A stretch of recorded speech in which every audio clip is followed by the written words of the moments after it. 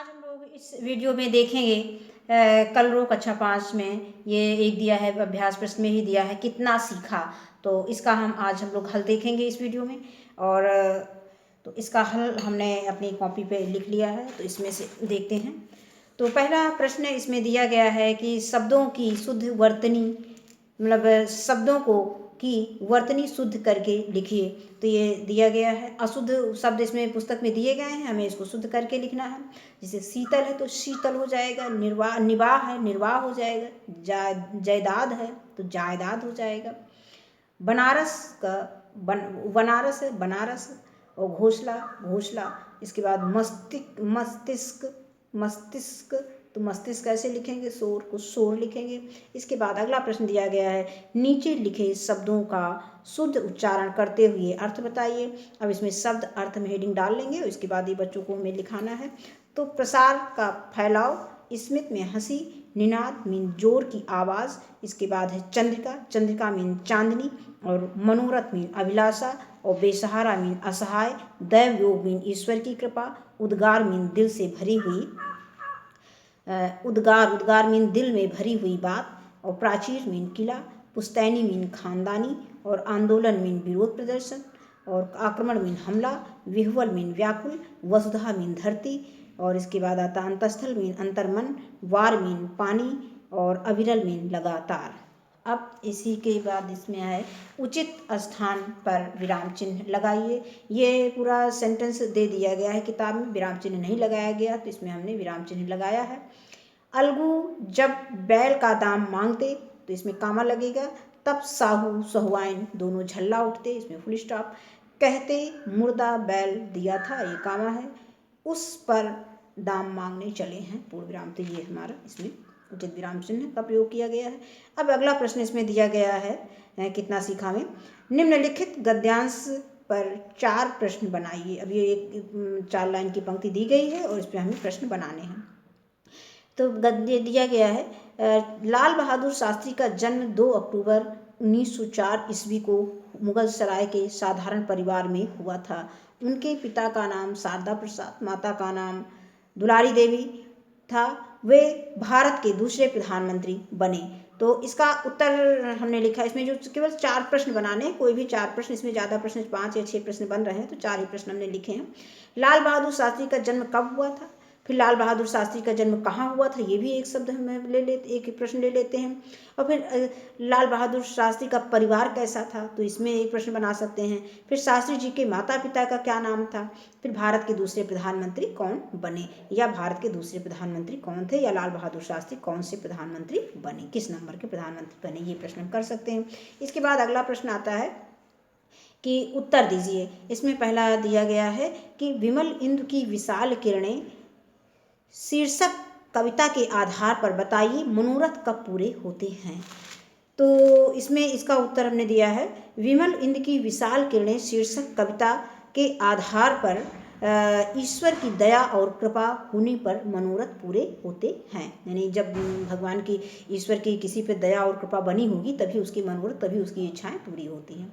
इसके बाद अगला प्रश्न है कि जुम्मन ने सरपंच का आसन ग्रहण करने पर कौन सा भाव पैदा हो गया था, यानी जुम्मन में कौन सा भाव पैदा हुआ, तो उसमें जिम्मेदारी का भाव पैदा हुआ। तो उसी को हमने लिखा है कि जुम्मन में सरपंच का आसन ग्रहण करने पर जिम्मेदारी का भाव पैदा हुआ था।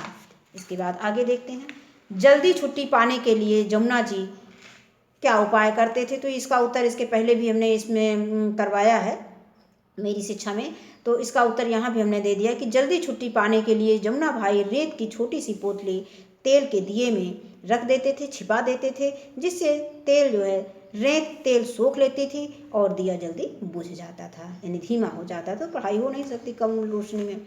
इसके बाद अगला प्रश्न आता है कि व्याकुल पथिक सरिता के जल से किस प्रकार सुख पाता है। तो व्याकुल पथिक सरिता से अपनी प्यास बुझाकर सुख पाता है। और इसमें ये जो 4 पाठ हमने पढ़े हैं उसी के विषय में है, ये सबका मिश्रण है, मिश्रित प्रश्न दिए गए हैं। सभी प्रश्नों से कुछ प्रश्न लिए गए हैं, सभी पाठ से कुछ सभी पाठों से कुछ प्रश्न लिए गए हैं। और इसके बाद है गंगा वाला प्रश्न है, बाबूजी आजकल आप मुझे बहुत कम समय देते हैं, बेटे के ऐसा कहने पर शास्त्री जी ने क्या जवाब दिया। तो इसका प्रसंग हमने पढ़ा था, इसको जो इसके पाठ की प्रश्नोत्तरी में हम देखेंगे। इसका प्रसंग हमने पढ़ के सुनाया था, इसके बाद इसकी प्रश्नोत्तरी हल की थी। तो उसमें दिया गया है किताब में कि बाबूजी आजकल आप मुझे बहुत कम समय देते हैं। बेटे के ऐसा कहने पर शास्त्री जी ने जवाब दिया, तुम जानते हो कि प्रधानमंत्री बनने से पहले सिर्फ तुम लोग ही मेरे परिवार के सदस्य थे। प्रधानमंत्री बनने के बाद यह पूरा देश मेरा परिवार है। अगर इसे ध्यान में रखें तो तुम्हारे साथ जो समय बीतता है वह देश के करोड़ों लोगों के साथ बीतने वाले समय के अनुपात की दृष्टि से बहुत ज़्यादा है। इसके बाद अगला प्रश्न आता है कि प्रश्न नंबर 6, सरपंच के आसन पर बैठते समय अलगू चौधरी और जुम्मन शेख के मन में जिम्मेदारी का भाव पैदा ना हुआ होता तो कहानी में क्या अंतर आता, क्या मतलब कहानी का क्या अंत होता, ये सोचकर हमें बताना है। तो ये बच्चों से भी पूछेंगे, कहानी उनको समझाएंगे, कहानी सुनाएंगे, जैसा कि हमने टीचिंग प्लान में कहानी दिया है, इसका सारांश दिया है।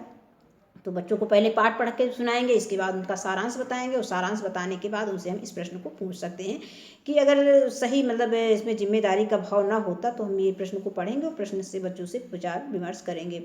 इसके बाद आता है कि सरपंच के आसन पर बैठते समय अलगू चौधरी और जुम्मन शेख के मन में जिम्मेदारी का भाव पैदा ना हुआ होता तो कहानी का अंत सही, न्याय और सत्यता पर आधारित ना होता।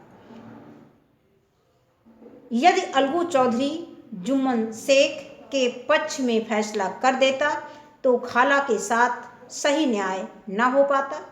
इसी प्रकार यदि जुम्मन शेख अलगू चौधरी के खिलाफ समझू साहू के पक्ष में फैसला कर देते तो अलगू चौधरी के साथ अन्याय होता और दोनों लोगों में आपसी मनमुटाव हमेशा बना रहता। तो ये है। इसके बाद अगला प्रश्न आता है, नीचे दिए लिखी पंक्तियों का भाव स्पष्ट कीजिए। पहली पंक्ति इसमें दी गई है, विमल इंदु की विशाल किरणें प्रकाश तेरा बता रही हैं। इस पंक्ति का भाव हो जाएगा, प्रस्तुत पंक्ति में कवि ने भगवान की महिमा का बखान करते हुए कहते हैं कि स्वच्छ चंद्रमा की उज्जवल किरणें अर्थात चांदनी ईश्वर के प्रकाश को बता रही हैं। इसके बाद अगला प्रश्न इसमें दिया गया है, खा जिसका यह शीतल करुणा जल बहता रहता युग युग अविरल। इसका भी हमें पंक्ति का भाव बताना है। तो इस पंक्ति का भाव हो जाएगा, प्रस्तुत पंक्ति में कवि धरती माता और उन पर बहने वाली नदियों की महिमा का वर्णन करते हुए कहते हैं कि धरती पर बहने वाली नदियों का जल अत्यंत शीतल है जो कई युगों से बिना रुके लगातार प्रवाहित होता चला आ रहा है। धन्यवाद।